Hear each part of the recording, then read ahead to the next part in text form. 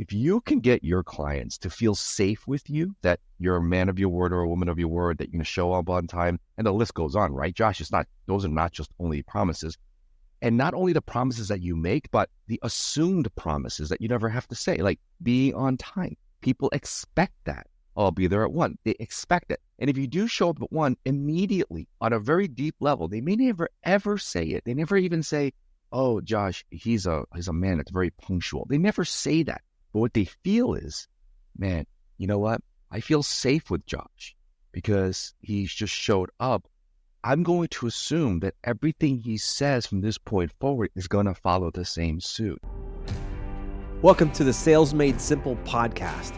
This podcast is dedicated to helping overwhelmed outdoor living professionals, landscapers, and hardscapers just like you increase your closing rate to over 75% without doubling your workload so you can build a 7-figure business that doesn't need you.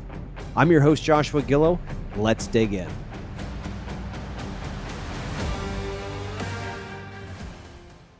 Hello, everybody out there. And today, welcome back to the show. We have Dan Bai, my personal sales coach, and the guy that brought a lot of clarity around the conversation and the communication side, that how we interact with customers. So, Dan, welcome to the show. Hey, thanks for having me, Josh. Congratulations on the podcast. Looking good. Appreciate you having me. I'm honored.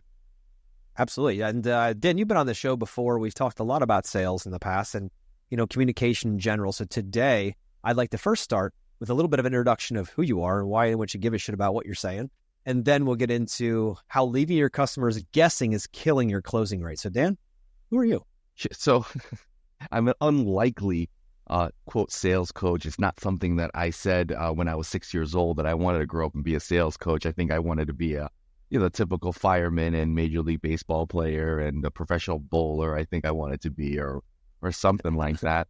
But it's funny, it's that I became an accidental salesperson, and maybe everyone listening, very similar situation where you get into an industry and you realize, holy crap, like I can't sell this, or I need to sell this. And so that started my journey. I'm a chiropractor by trade, and I actually met Josh through your lovely wife, Bryn, and she's a chiropractor, and I do consulting mostly for the chiropractic profession. And you got to talk about people are an industry that has trouble selling, and that's it. I mean, these are doctors that went to school to help people, and then when they get out, they realize, oh my God, like, why are all these people saying no to me? And it's not because of their lack of heart, or their lack of hard work, or their lack of technical prowess, or their artistic ability, or altruism. What I realized it all came down to is the fact that we are innately not good salespeople. Like our reflexes are not designed from the perspective of the other person to say yes to what we have to offer. So I needed to embark on that training. And unfortunately, I couldn't find it in my own profession. I had to find it outside the profession. Industries, giant industries that have embraced sales training the correct way, might I add, for generations. And so I had to go to them to learn how to do that. And long story short, we're helping revolutionize the chiropractic industry, and now revolutionizing other industries, including yours, Josh, as well. And so that's my long story. But I mean, if you really want to break it down, I mean, my struggles and my failures led to me where I am today. And I just don't wish that same type of that failure and stress on other people who want to share their gifts to the world as well. So that's my story. I'm sticking to it, and I'm glad to be here, man. Man, I love that. And you're right. I mean, I saw how much you impacted your process, your systems, your philosophy impacted my wife's practice, or chiropractic practice. And I said, I wonder if that could be translated into our industry, to the outdoor living, hardscaping, and landscaping world. And what I loved about the core and why I chose to work with you is the fact that you aren't just about cold selling, it's about service. But we also have to work on how do we have a conversation with our clients so that we can demonstrate, not tell, but demonstrate our value. How can we set expectations? How can we lay out a process that we can repeat over and over again? Because things that are repeatable, you can actually go through and improve. If you're just winging it each and every time, like I used to do, hell, before I met you, I was just winging it. And I was like, hey, a 3 out of 10 is a pretty good closing rate. I'm happy with that. If I got 5 out of 10, I'd be thrilled. Mm-hmm. Like, that's just what it is. That's what our business is. The fact that we're always going to be at that. And then when I met you, I realized that's not the case. If we set up a process, a system, we can actually set those expectations over and over and over throughout our process very lightly, and our clients are ready for the next step all the time. We're not sitting here coming back asking for money like it's weird or having a hard time having that conversation. So, today what I'd love to dive into with you, Dan, is how are we leaving our customers guessing, and how is that killing our closing rate? Yeah. So much of this is about setting expectations. I'd love for you to talk into that, to the setting expectation side, and how do we do that? Yeah, that's a great question. And before we get into the nuts and bolts of it, I just want to zoom everyone out for a second. And one of the best teachers that I have on sales is our own experience as consumers, okay? And it's funny, when we go out and we try to sell what we sell, it's like a different world compared to what we look like and feel like and think about when we're buying something. So a lot of the answers can be found deep inside you from a consumer experience. And we were consumers way before we were salespeople for anything, right? Yeah. We've been buying stuff since we were like maybe 3 or 4 years old, trying to, get something from our parents back then. Later on in life, you're buying knickknacks here and there. You're buying candy from the store. I mean, we grew up buying stuff. So our consumerism is deeply embedded into us. And sometimes we have to tap into that. Not sometimes. We have to tap into that now, when we're trying to build an experience for all of our clients, patients, leads, customers, etc. And that's regarding expectations, because let me ask all the question is, if you went into anything you wanted to buy, for this sake, let's just say we went in to buy a car, okay? It's an easy thing because we've all bought cars, hopefully. The worst thing that you can experience as a consumer is confusion. And the one-liner that we always like to say is, confused minds don't buy. Confused minds don't buy. Here's another one-liner that I carry on with me as a fundamental of sales, is that not only confused minds don't buy, but time kills all deals. Those two things go together, because if you go around and set your systems up around those two tenets, what you'll find is, A, we talk too much. We talk about things that are irrelevant. We are space fillers of extraneous information that your prospects and your clients have no interest in, who will never latch on emotionally to. So that, from a grand scheme of things, from the top down 30,000 foot view, is confused minds don't buy. So back to expectations. What are the expectations? How do we create clarity in the first 2 or 3 minutes of meeting someone? Let's say it's a new lead, or you go out for a quote, or et cetera. And that is letting your patients know exactly what to expect. So Josh, the purpose of this meeting is really simple.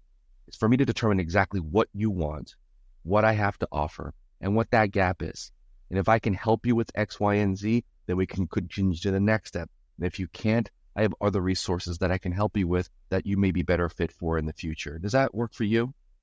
Yes. Clarity. This is what we're going to do, as opposed to, yeah, this is a nice house. Oh, did you go to Marriott? Oh, that's such a great place. How old are your kids? Listen, there's a huge difference between being liked and being respected. And our goal here in terms of expectations is to be respected, not so much be liked, because your job is to provide our deep want, need, or desire. And the quicker we can get there, the better the outcomes are going to be, because your clients expect that you're there to fill their selfish want, need, or desire. So from a 30,000 foot view, Josh, we got to start there, because if we start building out systems without, adhering to the major tenets of good, proper sales and good communication, we're always going to be winging it every single time. You know what I'm saying? 100%, dude. And I couldn't agree with you more.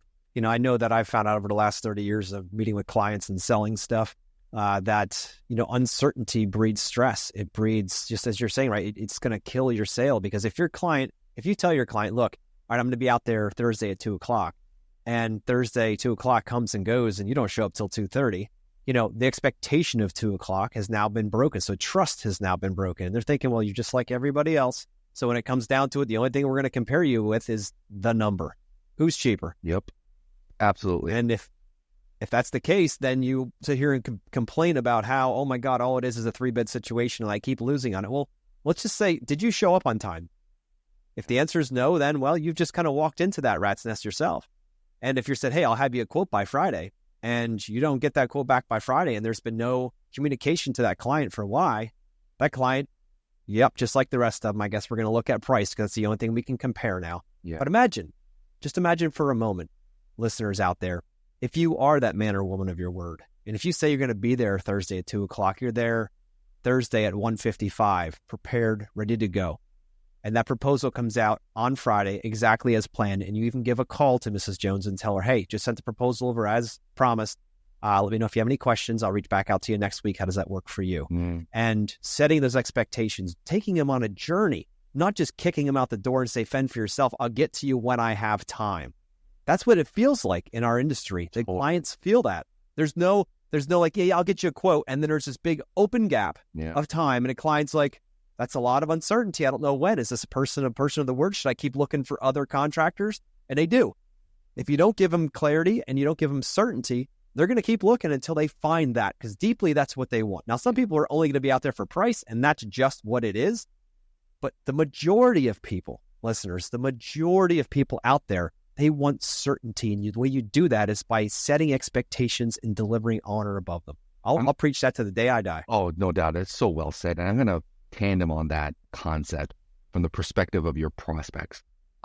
There is a constant need for most prospects to feel safe. And that word safety is an incredibly profound way to look at it, because when you set expectations and you have clarity in what you're going to do and you follow through with that, one of the emotions, and we're talking about sales as an emotion, it absolutely is, from the perspective of the clientele, is they feel safe. Now, if you can get your clients to feel safe with you, that you're a man of your word or a woman of your word, that you're going to show up on time, and the list goes on, right, Josh? Those are not just only promises. And not only the promises that you make, but the assumed promises that you never have to say, like being on time. People expect that. Oh, I'll be there at 1. They expect it. And if you do show up at 1, immediately, on a very deep level, they may never ever say it. They never even say, oh, Josh, he's a man that's very punctual. They never say that. But what they feel is, man, you know what? I feel safe with Josh because he's just showed up. I'm going to assume that everything he says from this point forward is going to follow the same suit. Human beings are interesting people, man. I mean, it's like, you got to think, if you're demanding a high ticket thing, which is a huge investment, we're not selling ice cream here, which if it doesn't work out, it's not a big deal, right? If we buy ice cream and it's not very good, it's like, what do we really lose? Like $3 for an ice cream. How much is an ice cream cone these days? It's probably more than that. But anyway, we don't lose much. But when you're looking for high ticket and a large investment, that feeling of safety your clients have to feel is of paramount importance. And if we're not constantly thinking about that, how do I make my clients feel safe?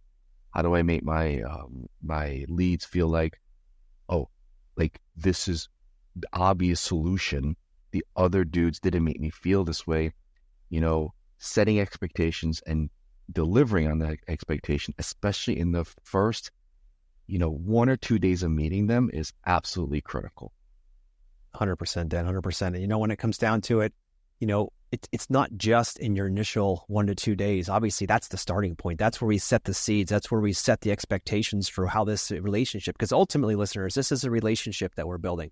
It's not about just trying to figure out your fastest path to the checkbook.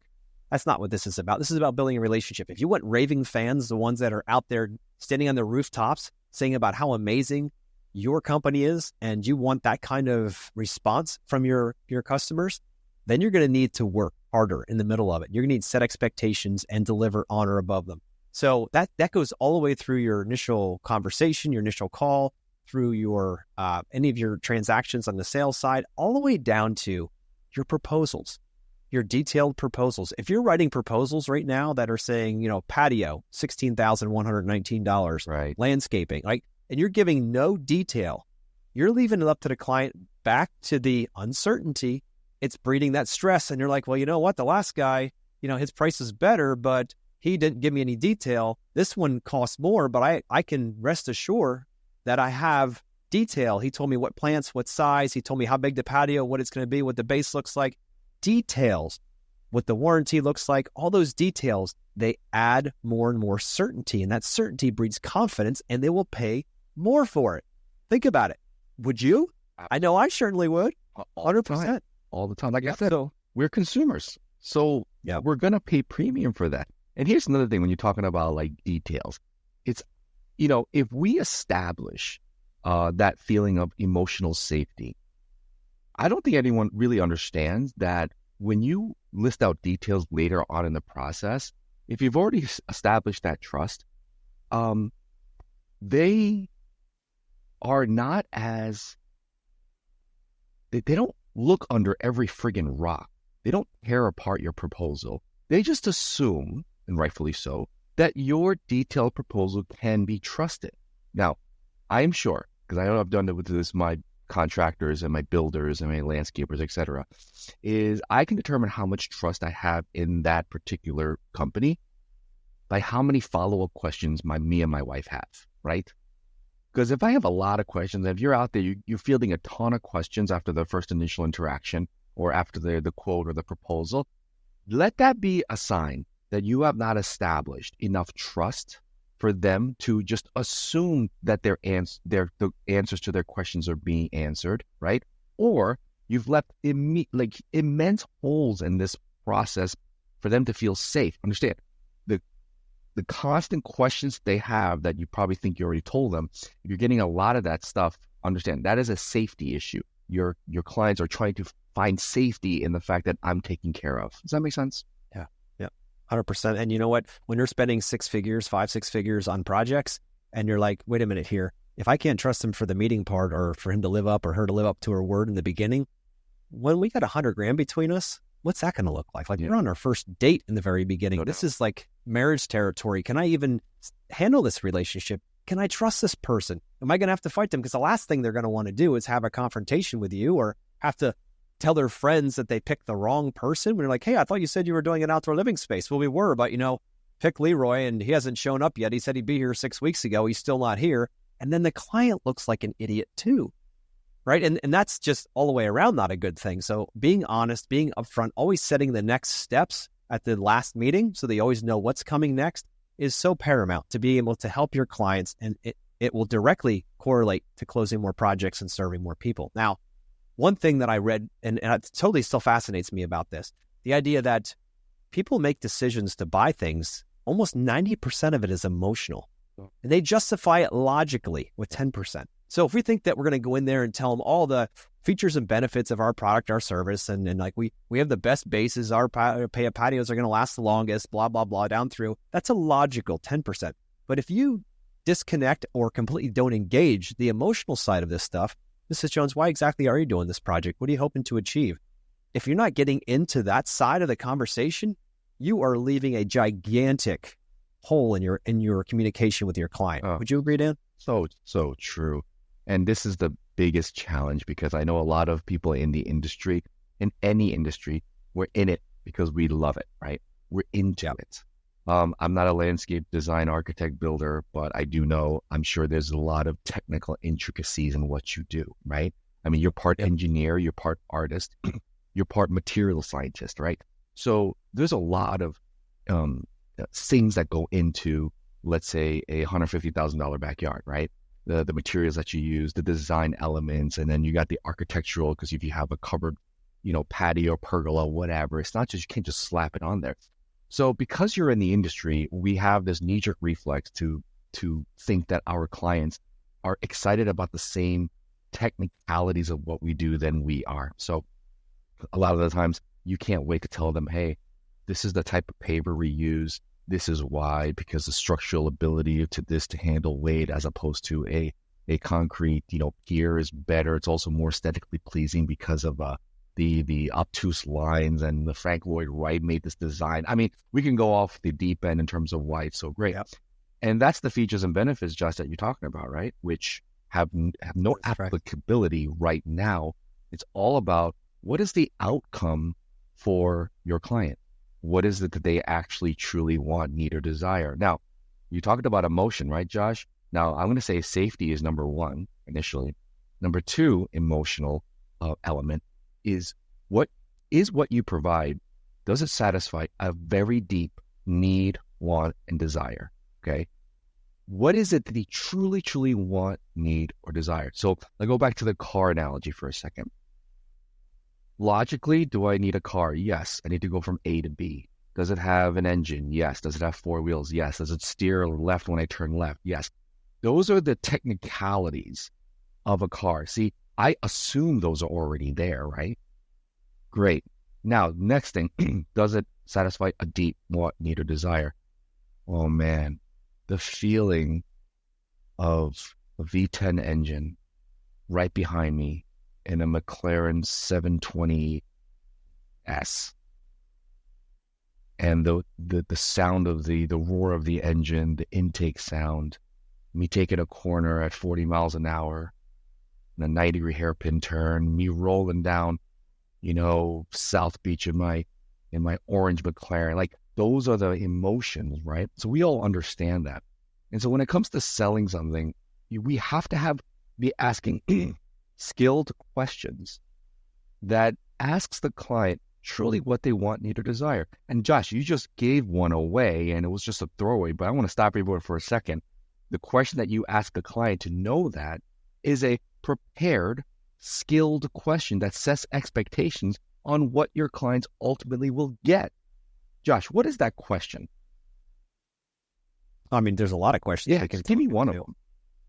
Well, I mean, ultimately, you can ask a client, so, we're obviously looking at this backyard and you want to update it. What are you hoping to achieve? What do you want the result to look like? How do you want to use this space?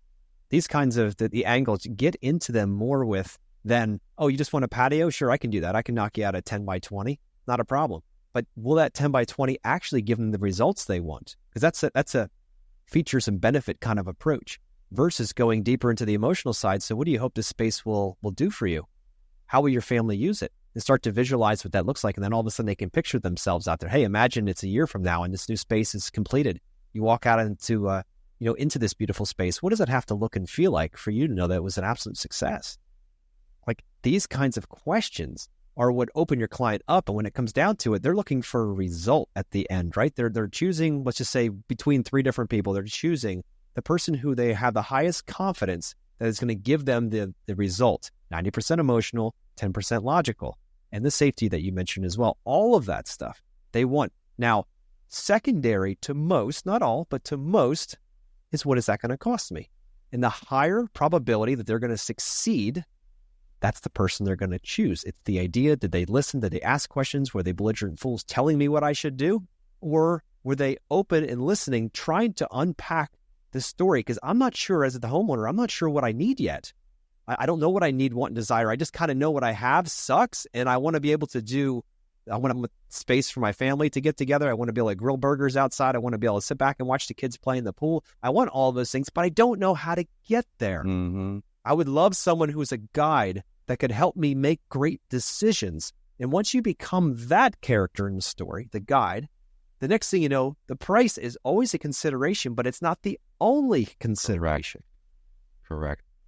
We got to talk about that for a second, because I have a feeling that if we're not building that story and we don't have clarity on the true emotional outcomes for our clients, then price is the only consideration. That's the problem. And now you're being pitted up against every Tom, Dick, and Harry that's doing something similar, right? And let's say at the end of the day, your projects come out exactly the same. Who's going to get the job is the question. Well, who's going to get the job are the people who can create clarity and expectation on the outcomes of that. And that is the biggest expectation that we can establish. What will it look like when the patio is all done for you? Well, it's going to look like this and look like that. And is it just you that will be using your space and your family? Or do you have family and friends? What does that look like? And then STFU, let them talk. Got it. And would it only be for special holidays or throw together parties at, in midweek? What time of day? Is it nighttime? Is there outdoor lighting? Where's the grill? How many people do you serve? Who's coming? I mean, these are all clarifying questions, probing, clarifying questions that helps build a story in the back of your client's mind on, that's what I want. I just don't want a patio. I want to build an experience. I want to build a memory. Case in point, Josh, we're getting our back patio done, right? And it's funny because I'm thinking about you the whole time. And the guy who's doing it is incredible. He's actually my neighbor, and he's in the business, and he's my neighbor, so he has a direct view of my backyard, right? So he's way more in tune with what the space is going to be used for. So he'll say, 12 people. I've seen you have people over at your house before. It seems like it's your family and friends, and then sometimes I see your college son bring over friends, and they're by the fire pit, doing their thing. I think this will work out for this, and this will work out for this. So he's building a picture of the clarity on what my life will look like when I do X, Y, and Z. See, that's what I'll pay premium for. You know what I'm saying?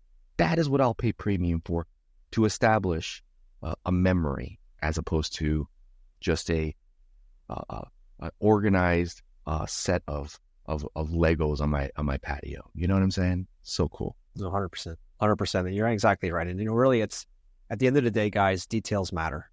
And if you're going 1,000 miles a minute trying to chase every single lead that comes into the door because you feel like they should get your time and you should do FaceTime with them at their house, and it takes you on average 10, 15, 20, 30 minutes, an hour to get there, and you're chasing every single lead without any pre-qualification, you're going to end up not being able to serve any of those clients well. It's like you're taking 1% of your time and giving it to everybody. And the problem is the average in our industry for closing is 2 or 3 out of 10. Wow. Which is crazy, right? So you wonder why you're having that problem. The problem is that imagine if you would stop doing that and start focusing on half of those people and spending twice the amount of time by just asking them some questions up front, pre-qualifying them. So when you go out to meet with them, there's a much higher probability they have the understanding of what you do and the ability to say yes to you. And the clarity. Instead of thinking that you're going to, and clarity for sure. And to think that, because this is something that I was stuck with, Dan, before I met you, was this idea that, hey, you know what? There's 8 billion people on the planet. If they called me, I have to go out. It's a show. I got to go out. I'm like, what are they going to say if I don't go out to meet with them on site and go and hold their hand at their house? Like, if I just talk on the phone, there's no way I can possibly differentiate myself. I must go out. And what I realized is that was wrong. Wrong. 100%. Yeah, we have to work, we have to build and demonstrate value, ask great questions, all of that, all before we go out to make sure they're even playing the same game that we are. And once we do and we realize that, then we can go out and you talk about increasing your closing rates. Imagine, listeners, if you would, instead of seeing 10 prospects per week, imagine if you only saw 2, but you closed both of them. Yeah. Right? And you turn those projects from $5,000 projects into 10, 15, 20, or $100,000, $200,000, whatever it might be for you. But you turn them up because you could actually listen and spend the time with them. You're less stressed out. You're more focused on serving them and not trying to just be the man that's everywhere and trying to balance crews and trying to run a business and trying to be a husband or wife and trying to be a father or mother, like all of those things. What if you simplified your approach and you only went out to the ones with the highest probability of that you're able to serve? Because not everybody's servable. We don't have to serve everybody. We have to serve the people that are in line with what we do best, with the gifts that God's given us. It's now our opportunity to serve with them, and that's not everybody. I'm going to say amen, man. It's so true. Amen. It's so true. You got it. But all right, guys. So today, my bigger lesson for this is about clients will always move forward with the option that seems most certain to bring the least pain and the most pleasure, right? We're always trying to minimize our pain and maximize our pleasure. And if your offer, if your idea, your plan for their backyard, your approach, the experience they've experienced is herky-jerky, and or you say 2 o'clock, you show up at 3, proposal on Friday, you do it on Monday, and you start busting trust right off in the beginning, the chance of you being able to serve that client and get paid premium for it goes down every single time that happens. If you want to raise your closing rate and you want to stop killing that rate, you have to make sure your customers are never guessing, that they always know what's coming next. And what that might mean, and this is going to be painful for some of you listeners, what that might mean is to stop trying to do everything. It's slowing it down and realizing you don't have to serve all 10 of those leads coming in. You need to have a pre-qual process where you know that when you're going out and meeting with them, that there's a very high likelihood 90% or more, that they're going to say yes, and they can say yes to you. It's a vetting process. Then things change. Then you can spend the time with them, and then you can serve them at the much higher level. That's really what it's all about. Well said. Nothing I can add to that. Well, Dan, I appreciate you coming on today. And I look forward next week. We're going to talk about why you're killing your closing by talking too much and neglecting your clients' needs. So we're going to talk about how to teach you how to STF you, and we'll talk about that next time. Oh, I love that topic. Listen to your clients more. There's a rule. It's called the 80-20 rule. And we're going to teach you next week. Thank you guys for listening.